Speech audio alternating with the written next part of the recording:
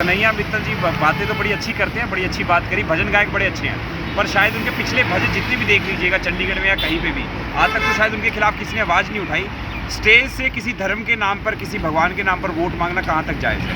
वो बोलते जिस मर्जी पार्टी को वो व्यक्तिगत तौर पर पसंद करें, जिस मर्जी पार्टी को सपोर्ट करें, अगर कि मोदी के भगत हो या अमित शाह के भगत हो या योगी आदित्यनाथ के भगत हो, क्या स्टेज से भजन करने के बाद या भजन करने के बीच में ये कहना अच्छा है कि अगर यूपी में बुलडोजर बाबा किस किस को पसंद है, चंडीगढ़ में बुलडोजर बाबा चाहिए तो हाथ खड़े कर लो?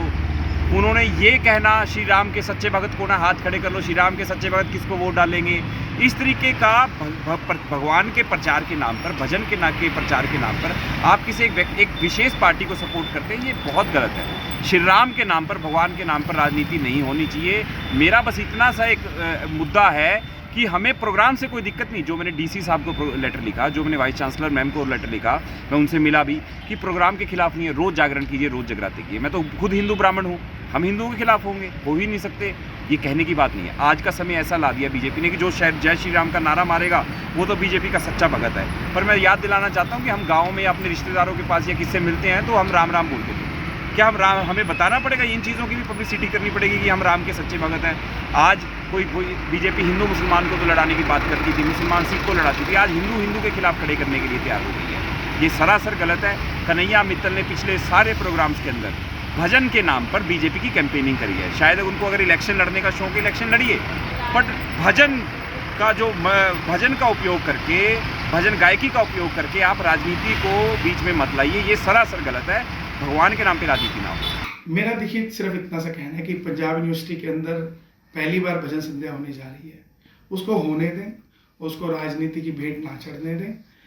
धर्म के नाम पर कोई भी राजनीति ना करें। धर्म बचाने के लिए अगर कभी राजनीति करनी पड़े तो भगवान कृष्ण ने भी की थी।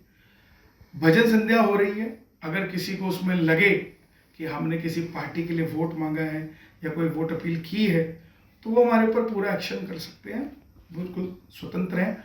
और रही बात कि मैं अपने कीर्तनों में ये कहता हूँ कि जो हिंदू है वो कांग्रेस को वोट ना दे, बीजेपी को वोट दे, तो ऐसी कोई वीडियो तो वो सामने लेकर आए, हम अभी के अभी अपना कार्यक्रम रद्द कर देंगे। हाँ, ये जरूर कहा है कि राम मंदिर अगर डॉक्टर मनमोहन सिंह जी बनाते तो हम उनका भी नाम ले देते हैं, हमें कोई तकलीफ नहीं है।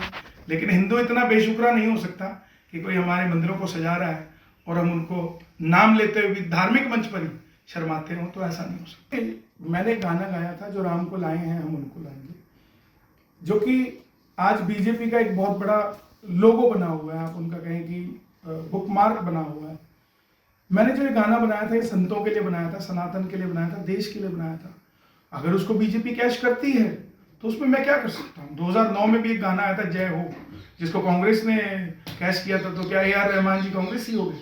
ऐसा नहीं होता। कलाकार स्वतंत्र होता है, उसको स्वतंत्र रहने दो। अगर ये इस तरीके की बातें करेंगे तो कोई जुड़ेगा ही नहीं, मेरी तरह कोई और गाना लिख ही नहीं पाएगा, ना गा पाएगा। वो पहले ही घबरा जाएगा कि लोग ऐसे लग जाते हैं। अब जैसे हम राजस्थान जाते हैं, छत्तीसगढ़ जाते थे, हमें रोक दिया जाता था, पूरा कीर्तन होता था, जैसे ही जो राम को लाइन गाने लगते थे साउंड बंद हो जाता था।